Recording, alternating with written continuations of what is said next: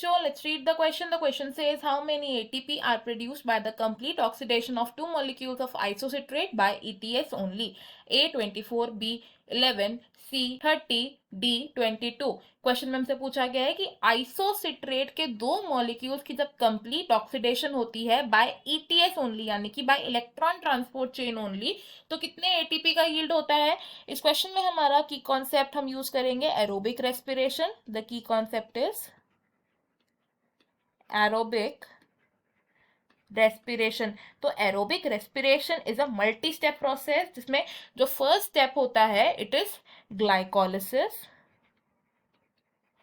Glycolysis में क्या होता है, ग्लूकोज की कन्वर्जन होती है इनटू पायरुविक एसिड। तो ड्यूरिंग ग्लाइकोलिसिस क्या हुआ, ग्लूकोज से पायरुवेट बन गया। अब ये जो पायरुवेट है it will undergo a link reaction, जिसे हम ऑक्सीडेटिव डीकार्बोक्सिलेशन भी बोलते हैं। एंड अंडरगो करने के बाद पायरुवेट से क्या बनता है, एक एसिटाइल कोएंजाइम ए बनता है। अब ये जो एसिटाइल कोएंजाइम ए है it will enter the Krebs cycle, जिसको हम TCA साइकिल भी बोलते हैं। एंड क्रेब्स साइकिल में जो प्रोडक्ट बनते हैं इसमें से एक इंटरमीडिएट है हमारे पास आइसोसिट्रेट। तो आइसोसिट्रेट किसके दौरान फॉर्म होता है, during the Krebs cycle isocitrate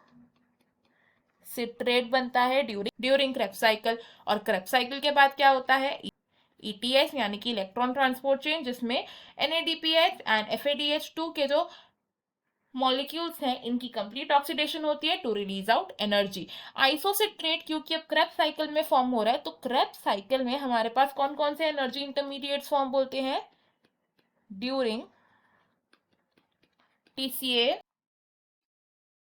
1 ATP बनता है, 3 मॉलिक्यूल्स ऑफ NADH बनते हैं एंड 1 मॉलिक्यूल बनता है FADH2 का। तो एक आइसोसिट्रेट मॉलिक्यूल की कंप्लीट ऑक्सीडेशन ड्यूरिंग TCA से ये यील्ड होता है हमारे पास। तो अकॉर्डिंगली अगर हम देखें, एक NADH का मॉलिक्यूल 1 NADH रिजल्ट करता है into 3 molecules of ATP and 1 molecule of FADH2 is equals to 2 molecules of ATP only. अब इलेक्ट्रॉन ट्रांसपोर्ट चेन में सिर्फ NADH और FADH2 की तो ऑक्सीडेशन होगी, ये ETS में एंटर करेंगे यानी कि इलेक्ट्रॉन ट्रांसपोर्ट सिस्टम में एंटर करेंगे।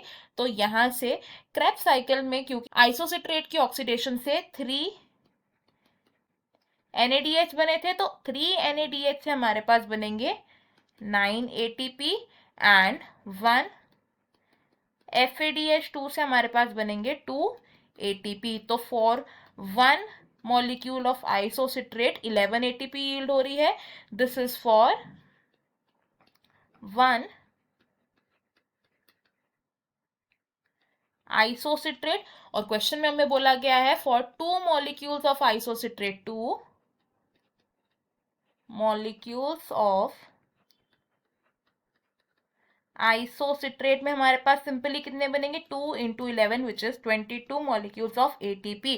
तो जब हम 2 मॉलिक्यूल ऑफ आइसोसिट्रेट की कंप्लीट ऑक्सीडेशन करेंगे ड्यूरिंग ETS, तो हमारे पास 22 ATP मॉलिक्यूल्स की यील्ड होगी। ऑप्शन ए हमारा यहाँ पर रॉन्ग इसलिए होगा बिकॉज हमें सिर्फ ETS की कैलकुलेशन करने के लिए कहा गया है क्वेश्चन में, ना कि ओवरऑल कैलकुलेशन करने के लिए। ऑप्शन बी भी रॉन्ग है बिकॉज 11 मॉलिक्यूल्स ऑफ ATP तो सिर्फ 1 मॉलिक्यूल ऑफ आइसोसिट्रेट की ऑक्सीडेशन से बनते हैं। ऑप्शन सी भी रॉन्ग है। हमारा करेक्ट एंड फाइनल आंसर होगा इस क्वेश्चन में option D, which is 22 ATP molecules. I hope you have understood it well. Best of luck. Thank you.